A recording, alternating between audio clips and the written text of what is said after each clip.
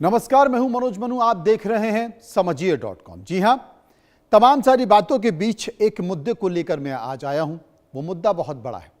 देश के प्रशासनिक और शैक्षणिक गलियारों में इस समय आरक्षण की पूरी व्यवस्था को लेकर बेहद गंभीर बहस छिड़ चुकी है। एक तरफ जहां सामाजिक रूप से पिछड़े और वंचित वर्गों को मुख्य धारा में लाने के लिए आरक्षण को संविधान की आत्मा और सामाजिक न्याय का सबसे मजबूत संबल माना जाता है, वहीं दूसरी तरफ समाज का एक बड़ा वर्ग अब इस बात पर तीखे सवाल खड़े कर रहा है कि क्या दशकों पुरानी ये व्यवस्था अब योग्यता और मेधा के आधार के साथ अन्याय कर रही है। जब विभिन्न प्रतियोगी परीक्षाओं में न्यूनतम से भी कम अंक पाने वाले अभ्यर्थी महत्वपूर्ण पदों पर आसीन हो रहे हैं, तब प्रशासनिक दक्षता पर भी गंभीर प्रश्न चिन्ह लग रहा है। जी हां, बात हम आरक्षण की कर रहे हैं। आरक्षण के समर्थक का स्पष्ट तर्क है कि जब कोई गरीबी उन्मूलन कार्यक्रम नहीं है, बल्कि सदियों से चले आ रहे सामाजिक भेदभाव, छुआछूत और प्रतिनिधित्व की कमी को दूर करने का एक संवैधानिक उपाय है। दूसरी तरफ विरोधियों का कहना है कि आर्थिक रूप से संपन्न हो चुकी पीढ़ियां ही लगातार इसका लाभ उठा रही हैं, जिससे हो क्या रहा है, जो पीड़ित है, जो वंचित वर्ग है, असल में वास्तविक जरूरतमंद वही है, वो पीछे छूट रहा है। ऐसे में समाज में आर्थिक आधार पर आरक्षण देने और योग्यता को प्राथमिकता देने की मांग लगातार जोर पकड़ रही है। अब बहस केवल अदालती कमरों तक सीमित नहीं है, बल्कि देश के युवा, चिंतक और आम नागरिक भी इस पर खुलकर अपनी राय रख रहे हैं। समझिए.com में आज विश्लेषण इसी बात पर।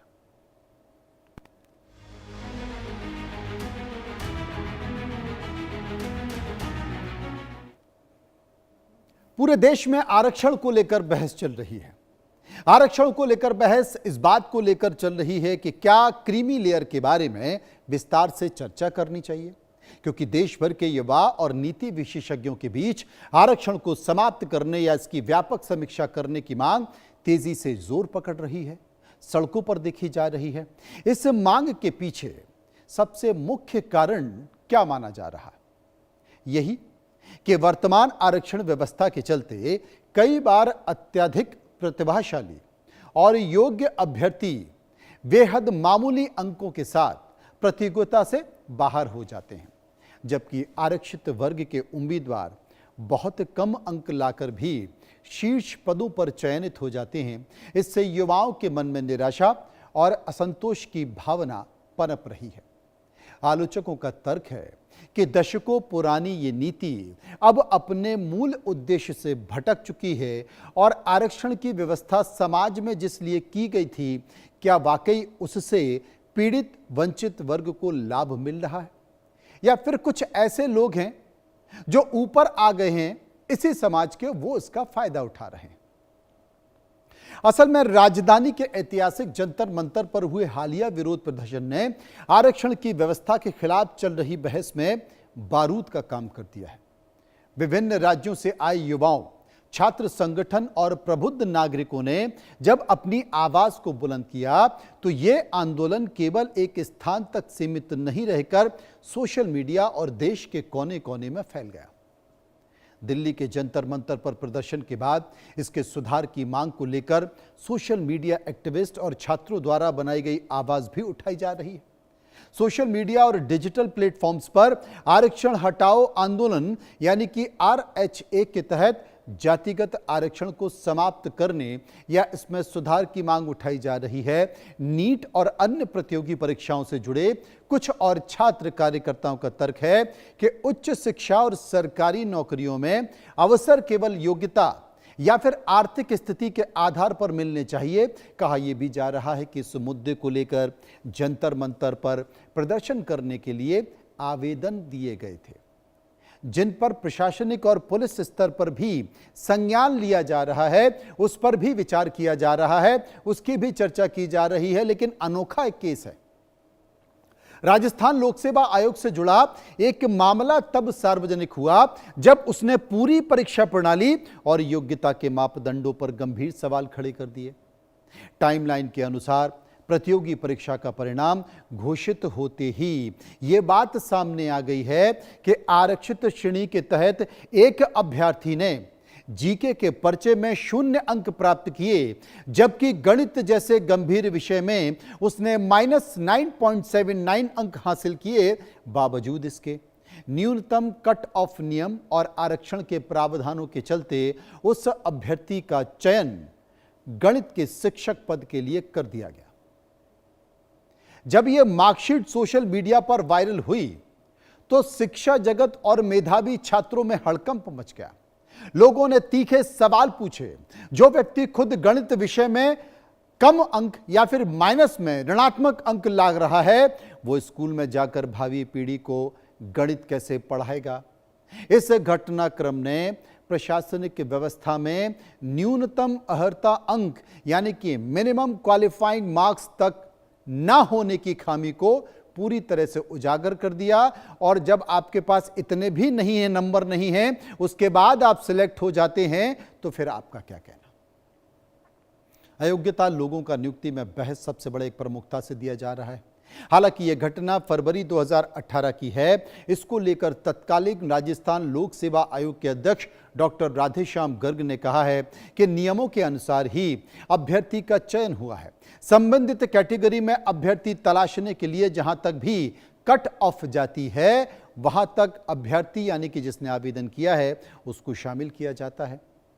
इस आवेदनकर्ता या अभ्यर्थी का प्रकरण आयोग के सामने आया था, चेक भी कराया गया था। यह नियम अनुसार सही है। आपको इसलिए मैं ये बता रहा हूं क्योंकि रिजर्वेशन हटाओ यानी कि RHA ने इसे अपने social media platform x handle पर पोस्ट किया है और पूछा है कि क्या जो व्यक्ति गणित के एग्जाम में गणित में उसने जो टेस्ट दिया है उसमें उसकी माइनस मार्किंग हुई है और ऐसे व्यक्ति का सिलेक्शन हो जाता है, तो क्या वो गणित के विद्यार्थियों को सही गणित पढ़ा पाएगा? बड़ा सवाल। नीट पीजी का चौंकाने वाला एक और तथ्य समझिए। चिकित्सा क्षेत्र जैसी अति संवेदनशील और मानव जीवन से जुड़ी सेवाओं में भी जब योग्यता के पैमाने धराशायी होते हैं तो इसका असर पूरे समाज पर पड़ता है।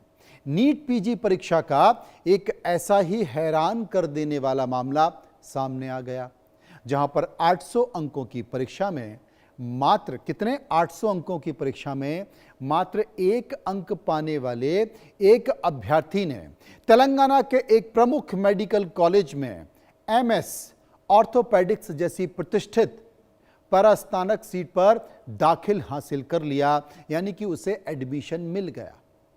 यह संभव इसलिए हुआ क्योंकि कट ऑफ परसेंटाइल को घटाकर 0 या फिर बेहद निचले स्तर पर ला दिया गया था ताकि आरक्षित श्रेणी की सीट खाली ना रह जाए। जब डॉक्टरी की पढ़ाई में इस तरह के कट ऑफ लागू होते हैं तो आम जनता का चिकित्सा व्यवस्था से पूरी तरह भरोसा उठने लगता है।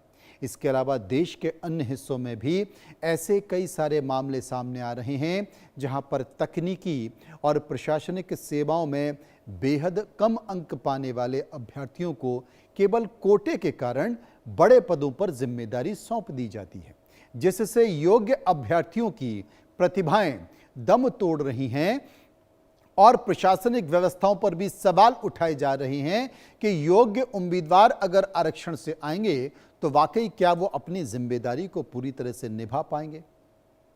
आरक्षण को पूरी तरह समाप्त करने की मांग को लेकर समाज अब 2 स्पष्ट धड़ों में बंट गया है, बटा नजर आ रहा है और दोनों ही पक्षों के पास अपने अपने मजबूत तर्क मौजूद हैं।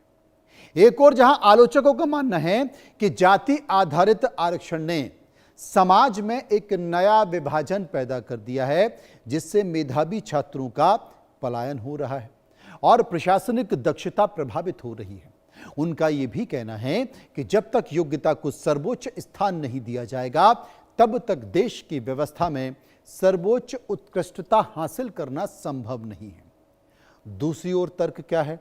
दूसरी ओर तर्क यह है कि इस व्यवस्था के पैरोकारों का कहना है कि भारत में जातिगत उत्पीड़न और सामाजिक विषमता का इतिहास हजारों साल पुराना है उनका तर्क यह भी है कि आरक्षण केवल नौकरी या फिर दाखिले पाने का साधन नहीं है, बल्कि ये शासन और प्रशासन में सभी वर्गों की भागीदारी सुनिश्चित करने का संवैधानिक हथियार है।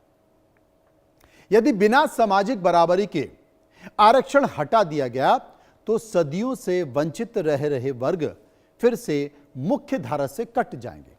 इसलिए यह मांग बिल्कुल सही है या फिर गलत है, इस बात पर निर्भर करता है कि हम केवल आर्थिक दृष्टि से देखते हुए या फिर सामाजिक न्याय के व्यापक परिप्रेक्ष्य को समझते हुए यह फैसला ले रहे हैं। बहुत सारी चीजें। अब सुप्रीम कोर्ट में हलफनामा केंद्र सरकार ने क्या दिया है, यहां सरकार की भी जिम्मेदारी है, क्योंकि यह मामला सुप्रीम कोर्ट में भी चल रहा है। सरकार अपनी तरफ से क्या तर्क दे रही है? असल में उच्चतम न्यायालय में दायर एक महत्वपूर्ण जनहित याचिका के जवाब में केंद्र सरकार ने अपना रुख स्पष्ट करते हुए एससी और एसटी यानी कि अनुसूचित जाति और अनुसूचित जनजाति के आरक्षण में क्रीमी लेयर का सिद्धांत लागू करने का पुरजोर विरोध किया है। सरकार ने न्यायालय में दिए अपने हलफनामे में यह साफ कहा है कि एससी और एसटी वर्गों को मिलने वाला आरक्षण केवल आर्थिक उत्थान या गरीबी उन्मूलन का कार्यक्रम नहीं है, बल्कि ये सदियों से चले आ रहे सामाजिक भेदभाव, छुआछूत और ऐतिहासिक उत्पीड़न के खिलाफ दिया गया एक सुरक्षा कवच है। सरकार का यह भी मानना है कि आर्थिक रूप से संपन्न हो जाने पर मात्र किसी व्यक्ति या परिवार का सामाजिक ताना बाना और जातिगत उत्पीड़न का इतिहास रातों रात खत्म नहीं हो जाता है। ओबीसी की तुलना करते हुए सरकार ने तर्क दिया है कि ओबीसी आरक्षण का आधार मुख्य रूप से सामाजिक शैक्षणिक पिछड़ापन था, जहां पर क्रीमी लेयर का दायरा सही बैठता है। लेकिन एससी और एसटी आरक्षण की पृष्ठभूमि पूरी तरह से अलग है। इस वजह से सुप्रीम कोर्ट में सरकार ने इस कानूनी और सामाजिक बहस को लेकर एक नया मोड़ दे दिया है और इसे लेकर पूरे देश में बहस चल रही है। इस बहस में चर्चा इस बात को लेकर भी हो रही है कि क्या जिन्हें आरक्षण मिल गया है, जो संपन्न हो गए हैं, ऐसे लोग जो मुख्य धारा में आ गए हैं, क्या उन्हें फिर से आरक्षण मिलना चाहिए? उनके परिवार को पीढ़ी दर पीढ़ी आरक्षण मिलना चाहिए? असल में रिजर्वेशन हटाओ यानी कि आरएचए के एक्स हैंडल से एक और पोस्ट से जानकारी दी गई है। अखबार की कटिंग पोस्ट की गई है। संसद के उच्च सदन यानी कि राज्यसभा में केंद्रीय मंत्री जितेंद्र सिंह द्वारा एक वक्तव्य काफी चर्चाओं में है। संसद में पूछे गए एक प्रश्न का उत्तर देते हुए उन्होंने आधिकारिक आंकड़े प्रस्तुत किए कि केंद्र सरकार के विभिन्न मंत्रालय विभागों यानी कि एससी, एसटी और ओबीसी का प्रतिनिधित्व किस स्तर पर है। आंकड़ों के अनुसार कई प्रमुख मंत्रालय में आरक्षित वर्गों के अधिकारियों का प्रतिनिधित्व उनकी निर्धारित कोटा सीमा को भी पार कर गया है। केंद्रीय मंत्री ने स्पष्ट किया है कि सरकार की नीतियां और विशेष भर्ती अभियान के कारण बैकलॉग रिक्तियों को तेजी से भरा गया है। इसके परिणाम स्वरूप कई विभागों में आरक्षित वर्ग के कर्मियों की संख्या उनकी आबादी के अनुपात के तय लक्ष्य से भी अधिक हो चुकी है। इस बयान के बाद नीति विश्लेषकों का कहना है कि जब मंत्रालय के उच्च पदों पर आरक्षित वर्गों का पर्याप्त और अधिक प्रतिनिधित्व स्थापित हो चुका है, तो फिर अब इस नीति की समीक्षा की जानी चाहिए ताकि समाज के अन्य जो जरूरतमंद वर्ग हैं, उनका भी संतुलन बना रहे और उन्हें भी कम से कम ऊपर आने का मौका मिल पाए। केंद्रीय मंत्रालयों में जो प्रशासनिक पद हैं, उन पदों पर पदोन्नति को लेकर भी बहुत सारे आंकड़े सामने आए हैं, जिसे लेकर एक बहस छिड़ गई है। रिपोर्ट्स और आंकड़ों के मुताबिक कई महत्वपूर्ण मंत्रालय और विभागों में उच्च स्तरीय अधिकारियों के प्रमोशन में आरक्षित वर्गों की हिस्सेदारी 85% तक पहुंच गई है। ये स्थिति वरिष्ठता के साथ साथ पदोन्नति में आरक्षण नीति के लागू होने के कारण ही निर्मित हुई है, जिससे प्रशासनिक सेवाओं के कैडर प्रबंधन में एक बड़ा बदलाव देखने को मिल रहा है। इस आंकड़े के सामने आने के बाद सामान्य वर्ग के कर्मचारी और अधिकारी संघों में भारी असंतोष देखा जा रहा है। उनका यह तर्क है कि पदोन्नति में आरक्षण के कारण कई बार कनिष्ठ अधिकारी अपने वरिष्ठ अधिकारियों से आगे निकल जाते हैं, जिससे सेवाओं में कार्य संस्कृति और मनोबल पर विपरीत प्रभाव पड़ता है। वहीं दूसरी तरफ आरक्षित वर्ग के प्रतिनिधियों का मानना है कि ऐतिहासिक रूप से उच्च नौकरशाही में उनका जो अभाव था, ये व्यवस्था उसी असमानता को दूर करने का एक संवैधानिक माध्यम है और उसी माध्यम से इन लोगों को व्यवस्था में शामिल किया जा रहा है और प्रतिनिधित्व भी दिया जा रहा है। कैसे देखें? तमाम सारी बातों को लेकर, आरक्षण को लेकर इस देश में एक बहस छिड़ी हुई है। जैसे आपने देखा कि कॉकरोच जनता पार्टी ने परीक्षा में धांधली को लेकर मुद्दा बनाया, इसे एक बहस के तौर पर इस्तेमाल किया। वहीं अब आरक्षण में भी तमाम स्तर पर बड़ी बहस छिड़ रही है। आरक्षण व्यवस्था पर होने वाली बहस का सबसे मौलिक और संवेदनशील सवाल यह है कि आरक्षण का आधारित जाति ही क्यों होना चाहिए, गरीबी क्यों नहीं होना चाहिए। समाज का एक बड़ा वर्ग यह मानता है कि आजादी के 7 दशक बाद भी किसी व्यक्ति की आर्थिक स्थिति बेहद खराब है तो उसे मदद मिलनी चाहिए कि नहीं मिलनी चाहिए, चाहे उसकी जाति कोई भी हो। किसी गरीब सवर्ण बच्चे को सिर्फ इसलिए अच्छे अवसरों से वंचित कर दिया जाए क्योंकि वो उच्च जाति में पैदा हुआ है और किसी अमीर आरक्षित वर्ग के बच्चे को सारे अवसर बारंबार लगातार पीढ़ी दर पीढ़ी मिलते रहें, ये न्याय संगत नहीं लगता है। आर्थिक आधार पर आरक्षण लागू होने से इस दिशा में एक कदम जरूर बढ़ा है, लेकिन मूल आरक्षण व्यवस्था अभी भी पूरी तरह जाति केंद्रित है। आलोचकों का यह भी कहना है कि जब जाति को आधार बनाया जाता है तब तक समाज में जातिगत भेदभाव खत्म नहीं हो सकता, बल्कि यह और गहराता जाएगा। यदि गरीबी को एकमात्र मानदंड बना लिया जाए तो इससे समाज के हर धर्म और जाति के वास्तविक निर्धन व्यक्ति को बराबरी का हक मिलेगा और जातिगत विभाजन भी धीरे धीरे समाप्त हो पाएगा, क्योंकि यह सारी व्यवस्था जाति से ऊपर उठ जाएगी। अभी चूंकि आरक्षण जातियों को दिया जा रहा है, जो समाज में विघटन पैदा कर रहा है, जो समाज में बराबरी का माहौल नहीं बना रहा। परेशानी की बात है कि अगर किसी परिवार से कोई आईएएस बन गया तो उसके परिवार से लगातार आईएएस बन रहे हैं, वो तमाम बड़े पदों पर पहुंच रहे हैं आरक्षण का फायदा उठाकर। अगर किसी एक राजनेता के बेटे को आरक्षण सीट से सांसद विधायक बनने का मौका मिल गया तो फिर उसका बेटा भी लगातार उसी सीट से सांसद विधायक का फायदा उठा रहा है। जबकि होना क्या चाहिए कि उसी जाति के, चाहे वो पिछड़ी जाति हो, दलित हो या आदिवासी हो, उसी जाति के दूसरे व्यक्ति को मौका मिलना चाहिए, क्योंकि आप उसी जाति के हैं और समाज में सशक्त हो गए हैं। तो फिर आप अपनी ही जाति के जो अंतिम पंक्ति में गरीब व्यक्ति है, जो पीछे खड़ा हुआ है, उसे मौका नहीं मिल पा रहा है। यह सबसे बड़ा कारण है। तमाम बातों के साथ साथ आरक्षण के मुद्दे पर सरकार ना कुछ कह पा रही है, ना बता पा रही है, ना कुछ कर पा रही है, और यह सबसे बड़ी समस्या है।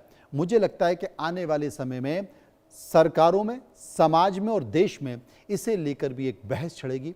तब तक हमको इंतजार करना पड़ेगा। फिलहाल इतना ही। नमस्कार।